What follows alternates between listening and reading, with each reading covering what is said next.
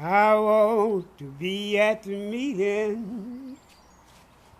I want to be at the meeting when all the saints get home. After separation, of the right and the wrong. Columbia is a town along the Chattahoochee River in the southeast corner of Alabama. People settled here long before Alabama was a state. It's been an important center of trade and a place of innovation. There is a rich history here worth enjoying. We can learn about past generations and their contributions to the people of today. This past can help inspire the present to move forward into a bright future. The Columbia area was settled by Native Americans thousands of years ago. Between 800 and 500 years ago, a group from the Gulf Coast to the south traveled up the Chattahoochee River, possibly in dugout canoes, to the mouth of the Omussie Creek. Here, they built a village and a platform mound. This became the northern extent of this culture. Here, they planted crops, built their homes, and raised their families.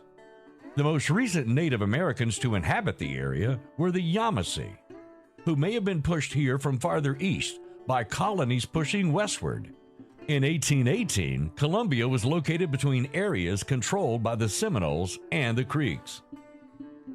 In the early 1800s, settlers of European descent found their way to the area. The town of Columbia was started closer to the Chattahoochee River than where it is now. In 1826, it became the seat of Henry County for 7 years before it was moved to Abbeville to the north. The town was a port of call for steamboats for many years and was home to the first female to receive a captain's license, Callie Leach French. The steam calliope that she played on her ship, the New Sensation, is at the Mariners Museum in Newport News, Virginia, and may be the last of its kind in existence. The steamboat traffic decreased in the 1880s when the railroad lines began passing through the area. Due to the occasional threat of river flooding, the town gradually moved to higher ground, on a rise to the north and away from the river. However, Omussie Creek and the Chattahoochee River continued to be a vital part of the town. Columbia's first known incorporation in 1870 lasted less than a decade due to the population fluctuating. In 1880, Columbia was reincorporated and has been incorporated continuously since then. Columbia adopted electricity years before the vast majority of Alabamians.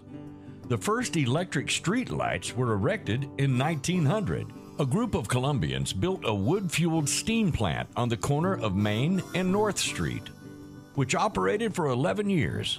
In 1918, the same year construction began on Wilson Dam along the Tennessee River in North Alabama, Columbia Power Company finished 2 hydroelectric dams on Omussie Creek. The Bates and Blewett dams began generating electricity to both Columbia and the surrounding region. Blewett Dam was remote controlled from Bates Dam, further upriver, which was a unique feat of ingenuity and engineering. The Bates plant was run by Mr. William W. Peterson, despite the loss of his hands in a railroad accident. Alabama Power Company recognized the importance of this company and acquired it in 1925. Columbia became the birthplace of the Southeast Division of Alabama Power.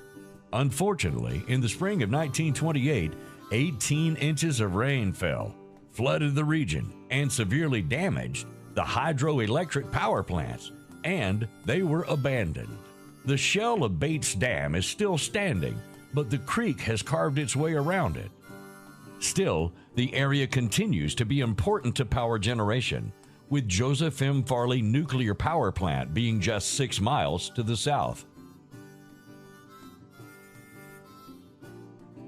Despite the setback, Columbia continued to move forward into the early 20th century. The town grew, buildings went up, and there were even horse races through the center of town. The 1940s and 50s were an active time for Columbia, with many businesses operating in the downtown area. There were grocers, drugstores, pool rooms, and industries including cotton gins and a peanut company. Columbia was and is a rural town with a tightly knit community. Columbia had factories that made bricks and blouses, feed mills, a cucumber plant, peanut processing, and later, Russell Mills had a clothing plant. The town of the 40s and 50s included parts of the town first built in the 1800s and early 1900s. One of these older buildings was the Henry County Branch Courthouse. Built in 1889, it served as a branch county courthouse until 1903, when Columbia became part of the newly formed Houston County. It was then transformed into a large elementary school with many classrooms and a cafeteria. The building was demolished in the 1940s in favor of a new school. After its removal, a new city hall was built in front of where the courthouse once stood. It was finished in 1948 and housed the fire department as well as the town jail. Parked inside was the town's 1943 Chevy fire engine. At the southeast corner of Main Street and North Street was a steel water tower erected in 1894 and a community hall that once housed the hub of the town water supply and the first electrical generator before that. Just west of the community hall is one of the oldest buildings in the town, the old jail. It was built in the early 1860s during the Civil War, when Columbia was a major port for the cotton plantations of the region.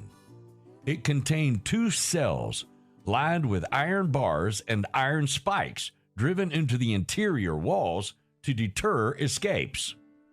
Renovation efforts to restore the building began with the 1976 bicentennial celebration, and the jail is still standing. To the northwest, on the corner of Washington and North, was Pace's blacksmith shop.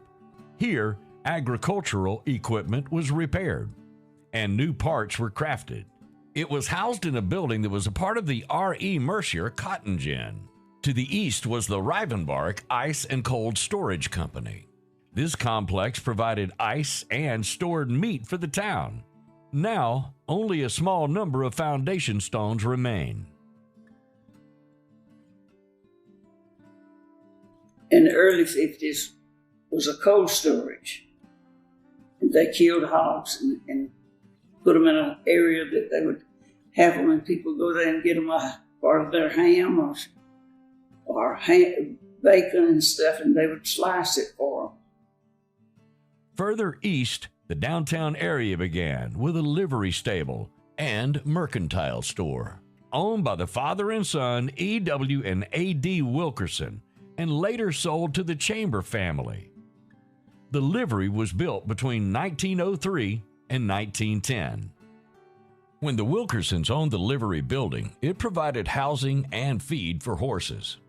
In the 1930s, there was a horse-drawn hearse and a 4-wheeled carriage in the back of the building and dry goods in the front.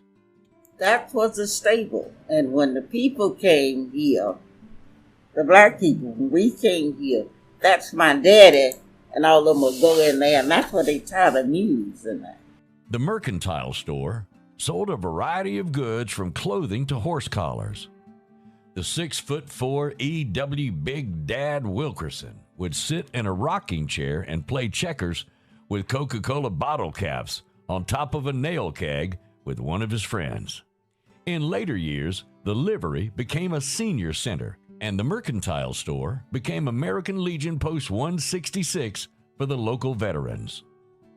Heading north along Main Street, there were 2 competing hardware stores. First, Chambers, and then Blackwell's. Mr. Blackwell was known to have a small gambling operation around the side of the building. The old man would get out there on the north end of this thing, and they'd play checkers and dominoes for money. They did a little gambling around there. Mr. Blackwell liked it too, and all the older guys would do that. They'd play checkers and dominoes for money and, gambling on it. Actually, the old men would shoot marbles too. Can you believe that? Wasn't a lot going on back in those days, you know, the 40s and 50s. They'd shoot marbles and all that. The gambling, all of it. All of it was money. Next to Blackwell's was a small, simple brick building belonging to the local telephone company. Next to the front wall along the sidewalk was a brick telephone booth. In recent years, the building was renovated to be more ornate. Next to the telephone office was a building that was the location of multiple businesses, including law offices and the Anglin radio and TV shop. This building was followed by a low cinder block wall where local children would sit. Behind the cinder block wall were steel bars to prevent foot traffic between the Anglin radio and TV shop and Lanford's drugstore. Lanford's drugstore was popular in the community for many years. They sold groceries, candy, and other household items in addition to medicine. Very nice store. But we as blacks during that time, you had to go around to the back door. Even if you bought a cone of ice cream, you'd pay for it and they'd come back and hand it to you back. Next to Lanford's was a narrow storefront that changed owners several times, from a pool hall to F.A. Bryan and Sons feed store to Saliba's store, among others. The next storefront was a longtime facet of the downtown community, Hunter's Grocery Store. Many items were sold here, including canned goods, meats and cheeses cut fresh in the store, eggs, produce, and tobacco products. It was owned by Ennis Hunter, who, with his wife and kids, ran the store Monday through Saturday, 7 a.m. to 8 p.m., without fail, from 1947 until the mid-1970s. If there were still customers, the doors would stay open. Saturdays were busy. This was when the farmers would come to town to shop. The parking spaces along the streets would be full all day. The wood floor was a dark brown and had to be swept every day. Just a little further down the street was the Morris Pool Hall.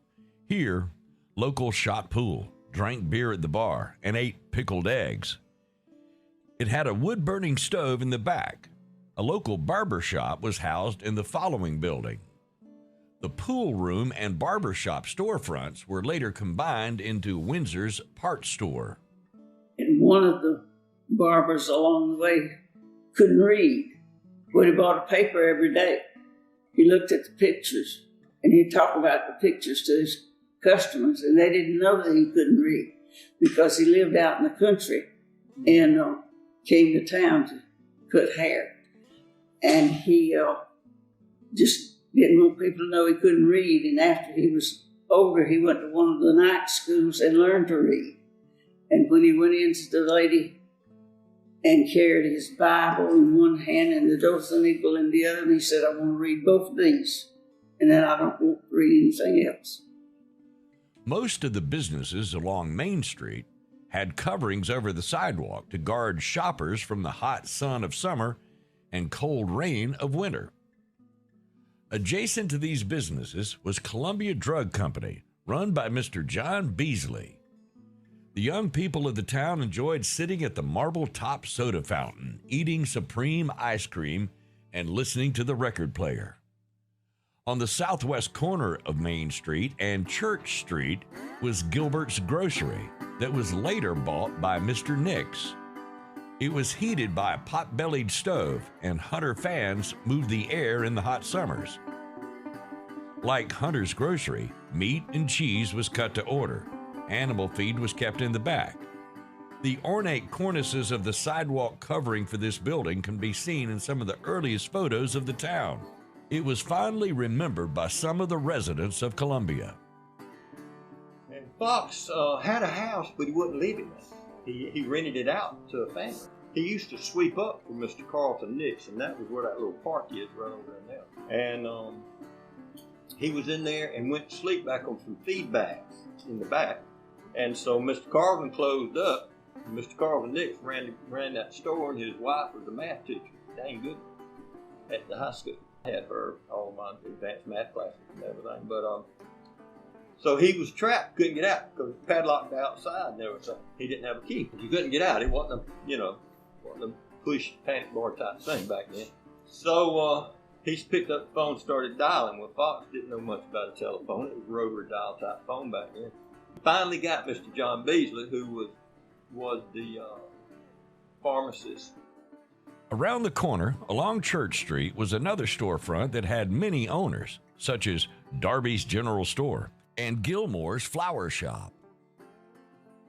This was followed by a couple of warehouses, and then Ed Brown's service station, that later became the Junior Food Store and is now the location of a Valero gas station. On the corner to the west was Jackson's Ingram service station. Unlike other service stations, the original building is still standing. On the western edge of downtown is the Columbia Cemetery, which is enclosed in an ornate wrought iron fence and has a beautiful summer house at the entrance. There are over 1,400 internments, and the oldest known burial is from 1839.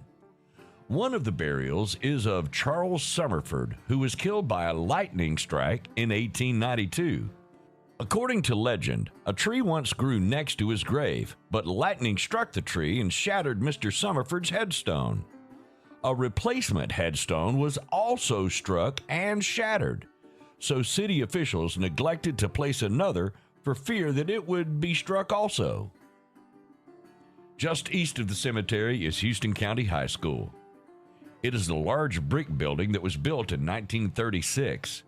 It replaced the older high school that was erected in 1899 as the last home of the Columbia Institute and survived until it was torn down in 1940. The newer school was built directly behind the older one. To the west of where the old school stood was the Ag Building. Between the high school and the cemetery was a concession stand for the students. Across Washington Street to the east was a Pan Am service station on the corner, followed by the Blackwell Dry Cleaners. The dry cleaning chemicals were stored in what looked like a small metal water tower. This business had a unique front wall and had previously been Tom Justice's service station. Heading east from the dry cleaners across a gravel parking lot was the Lingernook Building. This two-story building was built in the 19th century by Captain John T. Davis and initially held the Old Manufacturers Bank, but was referred to as the Old Hotel for many years. This was possibly in reference to the second-story rooms rented out to doctors and lawyers for their offices. Captain Davis was a Confederate officer during the Civil War and became a prominent, well-spoken-of citizen of Columbia till his death in 1911. The building housed various businesses, but had fallen into disrepair before being torn down in the late 1950s. It was a throwback to earlier days in Columbia. They had some rooms that they did rent out if people needed them. But it was a very active hotel and had a lot of people staying in them because they had to go to Dothan, and that's just too far to go to be in a hotel. If they gave out rooms in the hotel, they would go to some rooms in the city that was that way. Turning north on Main Street and passing the Lingernook Building on the left, there was a location that initially held Versey's Pressing Shop, followed by World War II War Bond Drive location, and then Williams Cucumber Plant. The cucumbers were in boxes that would weigh anywhere from 60 to 100 pounds for a person to pick up. Because they came in every night and picked up the cucumbers and carried them to Cairo, Georgia, to be made into pickles. Next were two connected storefronts in a brick building. The first storefront was home to McKimmy's Swanee store for a time, and then Adams Grocery Store. The owner, L.H. Adams, served the community both in the fire department and as chief of police. The Swanee stores were an early grocery store chain originating in neighboring Georgia. In the adjacent storefront was Weather's Shoe Shop and Dr. F.S. Twitty's office. Dr. Twitty graduated from the University of Georgia and Johns Hopkins University. He was a resident of Columbia from 1895 to 1940, where he treated maladies and helped deliver many children. Finally, on the west side of Main Street was a small brick building that was Charlie Miller's General Store, the Columbia Post Office, and Gene's Gun Shop. To the north, across the street on the corner of River Street was and is the First Baptist Church. This elaborate brick building was built in 1885 to replace an older wood frame church. The congregation housed here is now over 175 years old, with more than 125 of those years in this church. The original steeple, seen in the early 20th century, had a spire extending up from a turret-shaped steeple. Just south of the church is the Wakefield House, which has stood next to the church for many decades. South of the Baptist Church, beyond the edge of the residences, was Bob Elliott's Cotton Gin, but by the mid-20th century, it was gone. By this time, it had become a place where the lot owner parked his peanut picking machines, and then became the Columbia Auto Sales lot. Next to the peanut pickers was the Columbia Theater. Here, the people of the town could come to see the movies like High Noon and Singing in the Rain, and cartoons like Bugs Bunny and Betty Boop. During intermission, when the reels were changed, moviegoers would buy candy, popcorn, and soda from the concession stand. And I could go around to the side, come around to her and look at, and I scoop the head down like that, and I'd go in. Not paying, you know. You can see when I read it, head down, I go and buy. Sometimes she'd catch me. My nickname was Boot, B-O-O-T. She said, Boot, come back here. I see you. I had to come back and pay my dime. My dime to go in there. We called for the dime. That's when I first started. My dime, it went up to a quarter. Beyond the theater, but in the same brick building, was a storefront that went by various names, including Freeman's Five and Dime, Thelma Mercier's Cafe, and Walt's Diner. Now, the theater was right beside Walt's Cafe, wasn't it? It sure was. Okay. Now, when we were like 14, 15, we'd come down here from practicing ball and go to Mr. Walt's and get us something to eat. Yeah. I feel like I can taste those hamburgers. They had a unique taste to them. Yeah. The south wall of this building was painted white and was the backdrop to a service station on the corner. The service station went through several owners, including Ed and Charlie McGriff, Mr. Woodham, who ran the Shell station here, and later Mr. Birch. This corner is presently occupied by a True Value hardware store and gas station. Turning east onto Church Street on the left was the lot to the service station, followed by the Columbia Post Office that was then home to Bristow Feed and Seed. The buildings further east included Lois Bryan's Beauty Parlor and Radney's Casket Company. A short walk to the east, on the south side of the road, was the Columbia Methodist Church. Though it was brick by the mid-20th century, it began as a wood-frame church in the late 19th century. Across the street from Bristow Feed and Seed and to the southeast were 3 cotton warehouses where the Dollar General now stands. These warehouses were where Mr. Oakley stored the cotton bales from his company's gin. These were some of the largest buildings in Columbia. Bales of cotton were stored in them. We'd go in all those buildings along that. He had cotton stored in them, and they were just boarded up. You go in the back side, the front side I never saw open unless they were loading cotton out, you know. But they'd store bales of cotton in there. We'd go in there and play in there. On the southeast corner of the intersection of Main Street and Church Street was a Standard Oil station. It had a smaller car wash, a kerosene pump, and multiple neon signs. It had a gravel parking lot rather than asphalt. The car wash structure remains on the lot. To the south of the service station along Main Street was initially Charlie McGriff's grocery store, and then became McKimmy's Swanee store after it moved from across from the theater. The business was taken over by Mr. Jernigan after Mr. McKimmy retired. Among many other items, shoes and overalls were sold, as well as hoop cheese cut to order. Next to the Swanee store was the Bank of Columbia. It was started in the early 1900s and served the community for nearly a century. The most publicized thing to happen in Columbia occurred the morning of January 17, 1958, when the Anglin brothers robbed the bank at gunpoint. They tied up Walter Oakley Jr. and his staff in the back before forcing Mr. Oakley to open the safe and empty out the drawers. They fled with $19,000 in cash in 2 separate getaway cars. After an FBI manhunt of the region, they received a tip that one of the brothers had a girlfriend in Hamilton, Ohio. Shortly after a raid on the house of the girl's father, the brothers were captured. Clarence and Alfred Anglin were sentenced in federal court to 15 years, as they were already wanted for other crimes. And their brother John, who had no criminal record, got 10 years.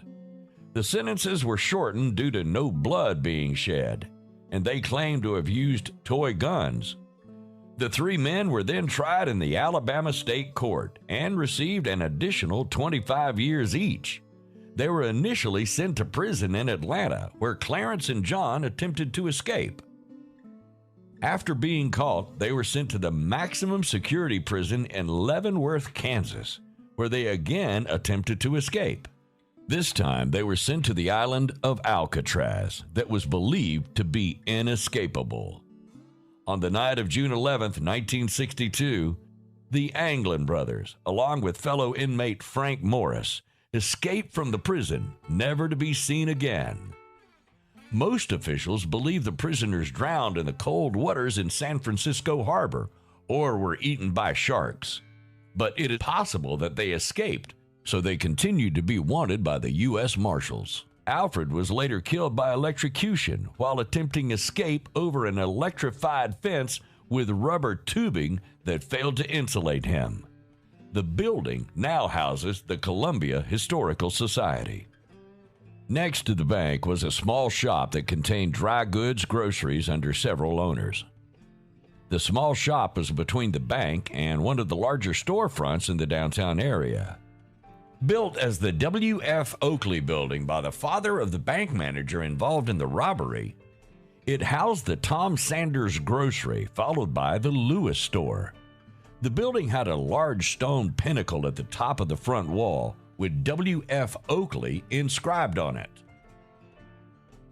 To the immediate south were 2 storefronts, very similar to Hunter's Grocery, across the street, with large windows and recessed doors.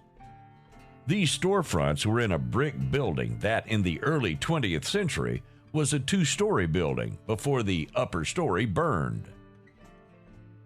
Since the Lewis store building has been removed, the partial brick frames of the upper story windows can be observed on the north wall of the building. The storefront on the left of the building was Wakefield's Red Front store, and later Killingworth's Town Shop. Now that one's kind of interesting building there. A little bit of history on it. It was a dry goods store in later years, but when you went in to the left, you could actually pick up a trap door, and there was a room downstairs. It was a barber shop. In recent years, it was discovered that there was a 1-room barber shop below ground. It may have, at one time, opened onto stairs leading to the sidewalk. There may be a corresponding room under the right storefront based on a bricked-over doorway. The basement barber shop had brick walls, a fireplace, and a concrete and brick floor. A black and white 19th century portrait was found tucked into a crawl space between the back wall of the barber shop and the floor of the store. The right storefront housed Seburn's Grocery, then Roy Windsor's Pool Hall, followed by Ben Oakley's business office. The pool hall had a reputation for having a rough crowd. The police were once called to the hall when a customer brandished a hand grenade that later turned out to be a fake. Adjacent to the pool hall was a livery stable, very similar to Wilkerson's livery across the street. This building was later converted into the Town Fire and Rescue Building. Next to the livery was a large hardware store with 2 front doors with glass block above the entrances. It was home to P.B. Cox and Wiley's Hardware, followed by Jernigan's Port City Hardware. Both stores had their name featured in large letters on the front wall of the building. Next to the hardware store was a 2-story building that contained Windsor's Garage on the ground floor and the town telephone switchboard and Masonic Lodge on the 2nd floor. On the northeast corner of Main Street and North Street and south of Windsor's Garage was a much smaller building containing Bowie's Dry Cleaners. It was faced with cinder block rather than brick and had once been the town alcohol dispensary. Around the corner and east on North Street behind Bowie's Dry Cleaners was Marion Oakley's Cotton Gin. This gin had been running since the 1900s when it was owned by R.L. Williams. Marion Oakley also owned the peanut processing plant across the street, whose large steel building was prominent on the Columbia landscape in the mid-20th century. Prior to the peanut plant, the land had contained ball fields for the town children. The final building on the east side of the downtown area was a small Woco Pep service station in front of the peanut processing plant. The settlement of Columbia began thousands of years ago. Native Americans made this confluence of the Omussie and Chattahoochee home. In the early 19th century, this area was the frontier between the Creeks and Seminoles. By the late 19th century, Columbia was a bustling and growing town. In the early 20th century, hydroelectric plants were generating power for the region. In the present day, the Columbia area continues to be vital to the region's electrical grid with the Farley nuclear plant. The town has a rich history that is kept alive through the efforts of the members of the Columbia Historical Society, which is conveniently located in the old Columbia Bank Building downtown. Though the weather here can be warm, so can the hearts of the people who call Columbia home. Take the time to visit this innovative town along the Chattahoochee River.